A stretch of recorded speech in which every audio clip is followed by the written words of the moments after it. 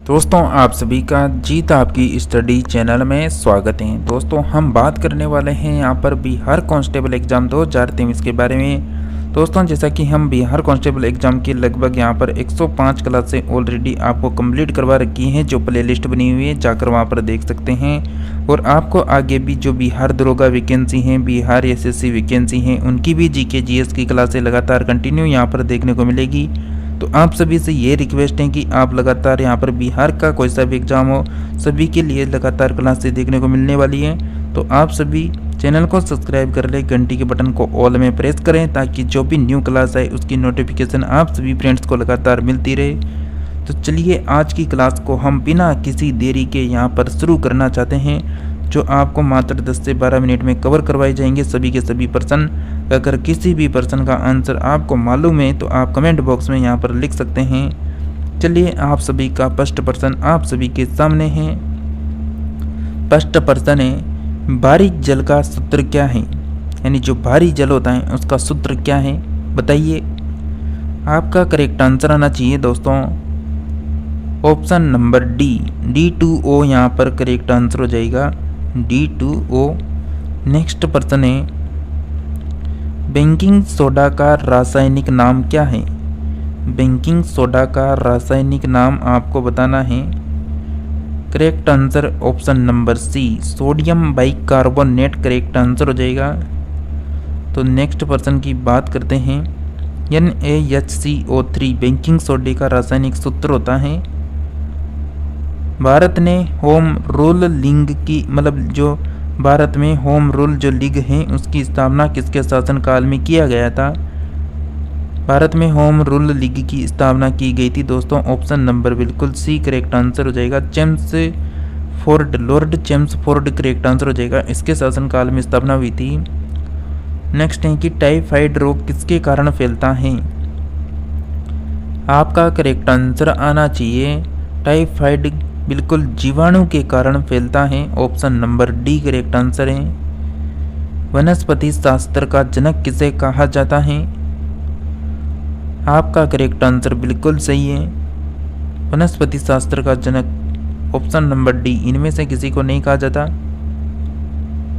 Next person की बात करते हैं, क्वांटम सिद्धांत के प्रतिपादक कौन थे? आपका करेक्ट आंसर हो जाएगा option number C, Max Planck correct answer है। पनडुब्बी आधारित हैं, पनडुब्बी आधारित हैं, करेक्ट आंसर हो जाएगा आप सभी का ऑप्शन नंबर बी, आर्किमिडीज का सिद्धांत पर। चुंबकीय तरंगों में किसकी आवृत्ति अधिकतम होती है? तो बताइए फ्रेंड्स, चुंबकीय तरंगों में किसकी आवृत्ति अधिकतम होती है?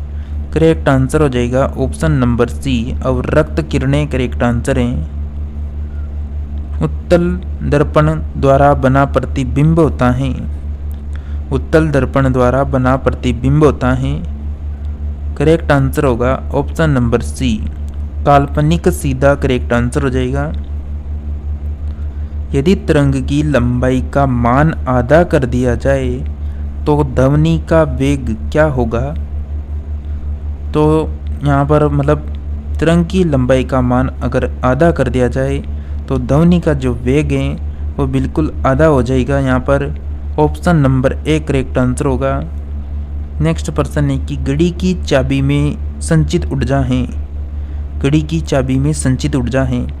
फ्रेंड्स आप सभी बिल्कुल जीके जीएस और करंट अफेयर्स की क्लास जो हमारी सुबह 6 बजे आती है उसको लगातार अटेंड करते रहिए, जिसमें आपको 25% डेली कवर करवाए जाते हैं, जो पूरे दिन भर की करंट अफेयर्स को कवर करती हैं। तो बिल्कुल आप सभी को यहाँ पर कंटिन्यूस सभी तरह की क्लासें मिलने वाली हैं। और आपसे रिक्वेस्ट है जल्दी से इस क्लास को अपने भाई बहन आपके जो भी फ्रेंड्स हैं जो बिहार एसआई की तैयारी कर रहे हैं, बिहार दरोगा की बिहार कांस्टेबल के एग्ज़ाम की तैयारी कर रहे हैं, या फिर बिहार एसएससी के किसी भी एग्ज़ाम की तैयारी कर रहे हो बिहार में, तो उनके लिए बिल्कुल इस क्लास को शेयर जरूर कर दें, क्योंकि जीके जीएस इस चैनल में आपको कंटिन्यू मिल रही है। आपका करेक्ट आंसर हो जाएगा साथियों ऑप्शन नंबर सी, स्थितिज ऊर्जा करेक्ट आंसर है। मायोग्लोबिन में कौन सी धातु होती है? मायोग्लोबिन में कौन सी धातु होती है? करेक्ट आंसर हो जाएगा option number D correct answer हो जाएगा लोहा। नेक्स्ट प्रश्न है इलेक्ट्रॉन वोल्ट का मात्रक है। इलेक्ट्रॉन वोल्ट का मात्रक है। आपका करेक्ट आंसर होगा ऑप्शन नंबर सी, यानी ऊर्जा का मात्रक है। इलेक्ट्रॉन वोल्ट मात्रक है तो ऊर्जा का। गोलीय दर्पण की फोकस दूरी उसकी वक्रता त्रिज्या की होती है। गोलीय दर्पण की फोकस दूरी उसकी वक्रता त्रिज्या की होती है। करेक्ट आंसर है ऑप्शन नंबर ए, आदि होती है। नेक्स्ट प्रश्न है कि बोर का तारा किसके कहा जाता है। बोर का तारा किसे कहा जाता है। ऑप्शन नंबर सी, शुक्र ग्रह को कहते हैं। तारे का रंग सूचक होता है। तारे का रंग सूचक होता है। आपका करेक्ट आंसर हो जाएगा ऑप्शन नंबर ए, ताप यहाँ पर करेक्ट आंसर है। अंतरिक्ष में वायुमंडल की कुल संख्या कितनी होती है। अंतरिक्ष में वायुमंडल की कुल संख्या बिल्कुल option number A 89 correct answer हो जाएगा। पराबैंगनी किरणों से रक्षा करती है। पराबैंगनी किरणों से कौन रक्षा करती है, बिल्कुल सभी को पता है। Option number C, ozone gas correct answer हो जाएगा। नीला ग्रह किसे कहा जाता है।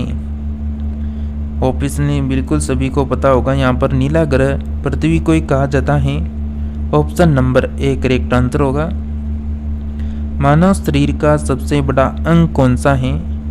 देखिए आप सभी को पता है, आपका बिहार कांस्टेबल एग्जाम में 10% किसके आते हैं, तो जनरल जो यानी हिंदी होती है, सामान्य हिंदी, उसके पर्सन आते हैं। तो आपको हम 10% हिंदी के करवाने वाले हैं। तो बिल्कुल आपका करेक्ट आंसर होगा दोस्तों यहाँ पर ऑप्शन नंबर सी, थौचा करेक्ट आंसर हो जाएगा।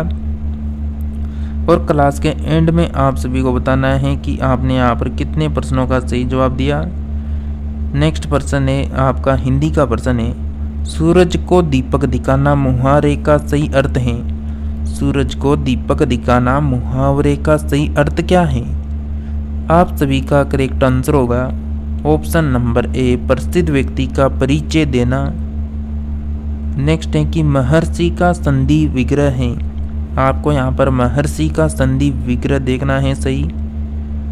आपका करेक्ट आंसर हो जाएगा ऑप्शन नंबर बी, महाधन ऋषि करेक्ट आंसर होगा। द्विज इनमें से किसका पर्यायवाची शब्द नहीं है। द्विज इनमें से किसका पर्यायवाची शब्द नहीं है। करेक्ट आंसर है ऑप्शन नंबर बी, बादल यहाँ पर करेक्ट आंसर हो जाएगा। आतताई यानी आतताई का क्या अर्थ होता है। आतताई का क्या अर्थ होता है। करेक्ट आंसर होगा ऑप्शन नंबर बी, जो अति शक्तिशाली हो।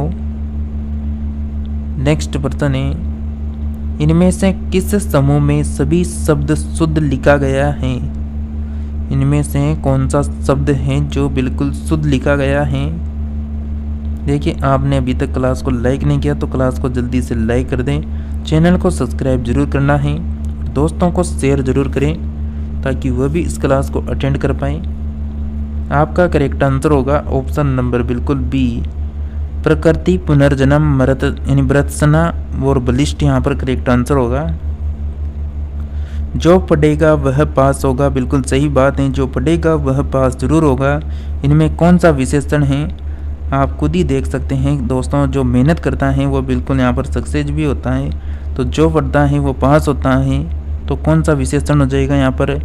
करेक्ट आंसर हो जाएगा ऑप्शन नंबर डी, सार्वनामिक विशेषण करेक्ट आंसर है। तो बिल्कुल दोस्तों आप भी पढ़ें और आप भी पास हो यहाँ पर।